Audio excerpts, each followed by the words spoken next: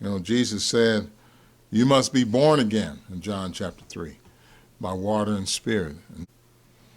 Well, Jesus wasn't talking about in the fleshly way because Jesus said the flesh has no value. He was talking about in the spiritual way, that ones are born again. A new creation, as Paul was inspired to write. As Galatians 3:7 says, children of Abraham, ones who put faith in Jesus. And so there's, as Galatians 3 brings out, there's neither Jew nor Gentile or Greek. There's none of that. Now all those divisions that are common in the world are not important anymore. Yes, as a new creation, we take on the attitude of Jesus. When they asked him, they told him his mother and his brothers wanted to see him. And he said, well, who are my mother, brothers, and sisters? Those doing the will of my Father. You see, so that's the attitude of those who are born again. They're following Jesus. Their mentality, those doing the will of the Father, that's my family. And then what did Jesus do in Matthew 28:19 through 20? Didn't he send them throughout all the nations to make such family members, baptizing them in the name of the Father, Son, and Holy Spirit? Yes. So this, when you get the idea and understand is that this family would involve people who would not be concerned about their race, ethnicity, but they would be all a new creation. They would all be considered each other family.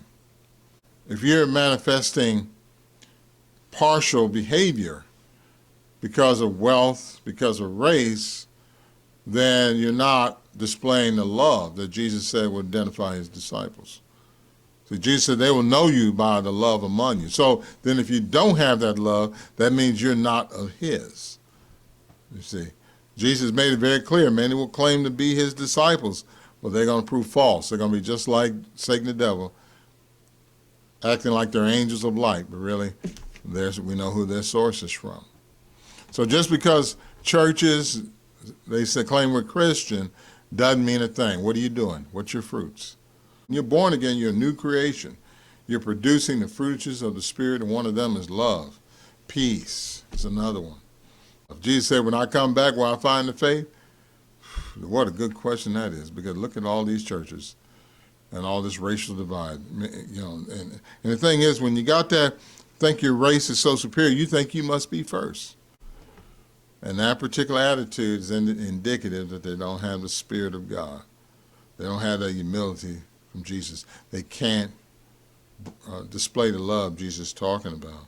And because of that, they're in darkness.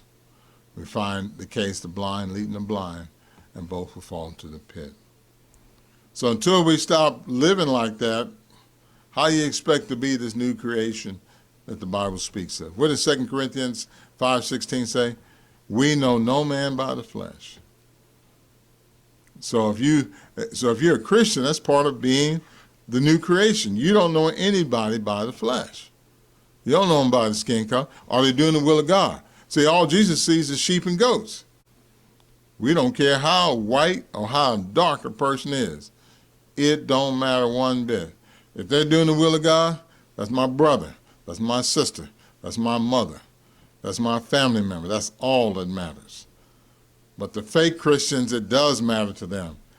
And as James brings out, they're rendering evil decisions.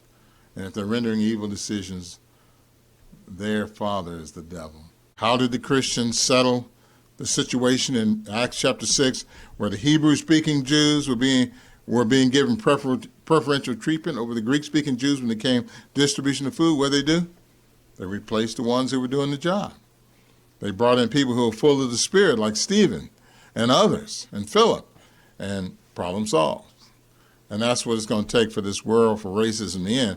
You have to remove the leadership, problem solved, and you put in those who are living by the Spirit, racism gone. God's making all things new. You see, that day, when that day comes, as Jesus said, everybody's going to be judged based on their deeds.